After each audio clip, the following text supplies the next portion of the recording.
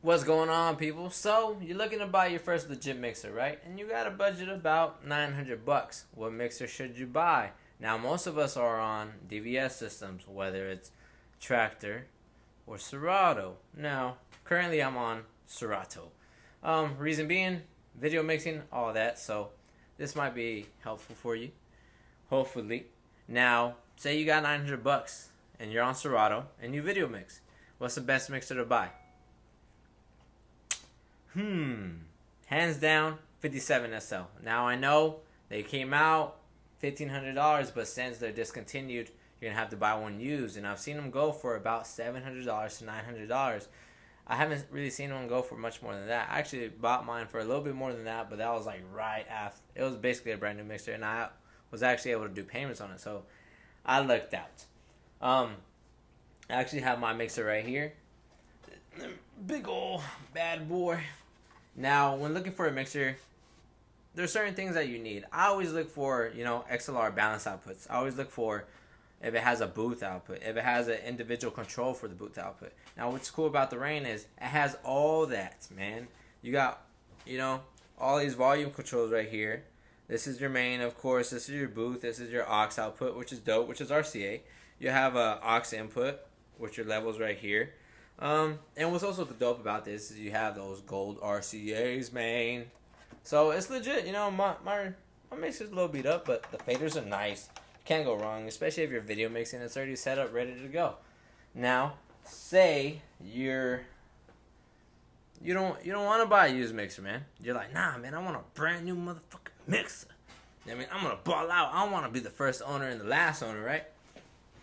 What should I buy though? I want something that's MIDI mappable. I got a Serato box. What should I buy?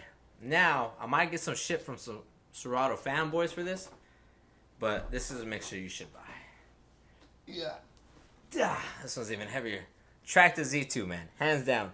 You got mini faders, and what's cool is since it's a MIDI controller already for Traktor, and it has a Traktor built-in sound card, what's cool about it is you can actually map everything on here. So, you can map these, to your cue points. It has a low and high pass filter already built in the mixer. That you don't have to map that. You can map this for your effects. You name it, man. It also has XLR outputs, balanced quarter-inch booth output. What's crazy about Native Instruments stuff is when it comes to like their booth output, they always like paint it black. So like, I don't know, it's kind of hard to see sometimes at night. You're kind of just like, it's like trying to put it in the hole with your eyes closed. You get what I'm saying? Your first time. It doesn't have, gold RCA inputs, but that's not a complete game killer. It has, an aux in. It has everything you need, man. Now, I know you might say, but dude, I'm on a MacBook. I only got 2 USB ports. So if I use my Serato box, that takes up one. And I use, my mixer as a MIDI controller, that takes up another one. What am I going to do with my external hard drive? Because that's where I run my videos or my extra music from.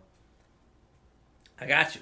What's cool about the Z2 is it actually has 2 USB ports. It has a USB hub, son. So you could actually run like another little MIDI controller off of it, or you could run, your external hard drive. Now it's really solid. Native Instruments stuff has it's like a rubbery feel, but it feels solid though, and you can't go wrong with mini faders. So they're going to last you a super long time. Now I'll put my Rane to the test, and it's never, let me down. Knock on wood. Hopefully it never does. But I'm definitely open to other mixtures. Now, I've messed with the Traktor Z2 for a while, and I actually have a buddy that bought one, and he's on Serato. Now, if you want to get a 57, you're like, dude, but I'm not really trying to spend 900 bucks. You already have a Serato box. Do this. Save up your money, get a 57. You remember, though, you still have a Serato box. So, say you buy a 57 for about 800 bucks, right? Say tops, $900, excuse me. You sell your Serato box for about, say, an average of 300 bucks. There you go. You only really spent $600.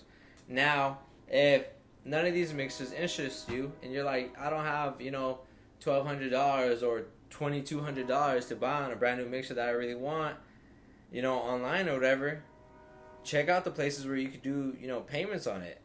There's a couple of websites as far as Zounds and American Musical Supply, or I think it's American Musical, where you could do payments on this stuff. It's called Pay As You Play. And And all you gotta do is put down the first payment and of course like a transaction fee, but that's a one-time fee.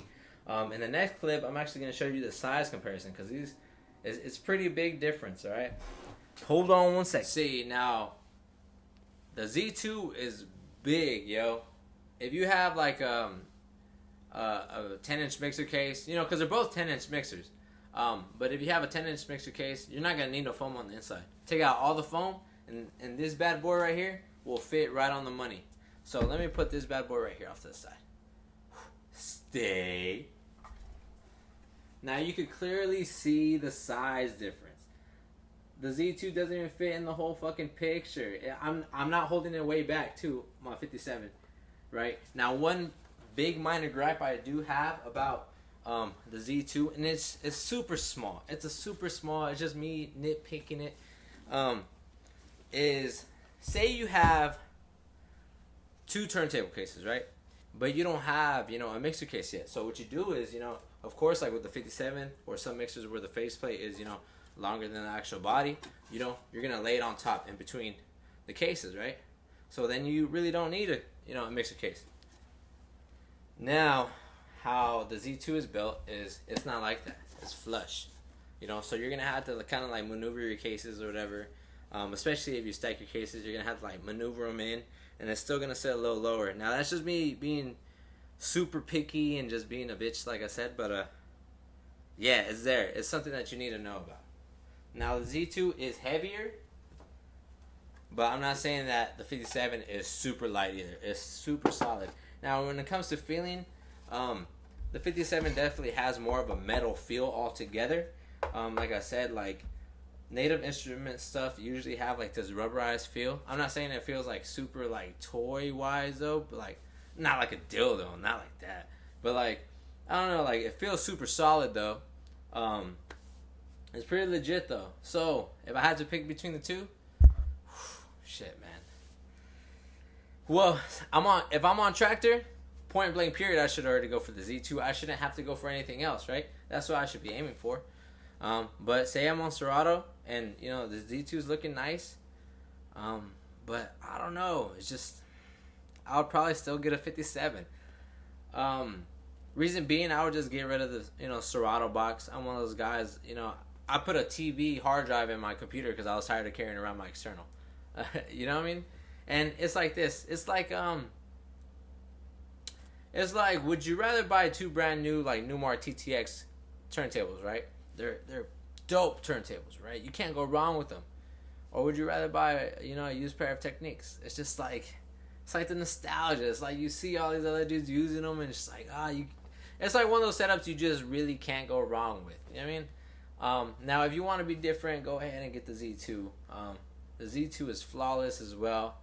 There's a lot of big good things that I like about it. The filter I really like, and the USB hub will help a lot of dudes out. You can set up the effects to be post fader as well. So there it is, man. I hope you guys found this useful. Check them out, man. If there's some other mixtures that you guys like out there, post on in the comments below. But yeah, man. Till next time, I'll see y'all later.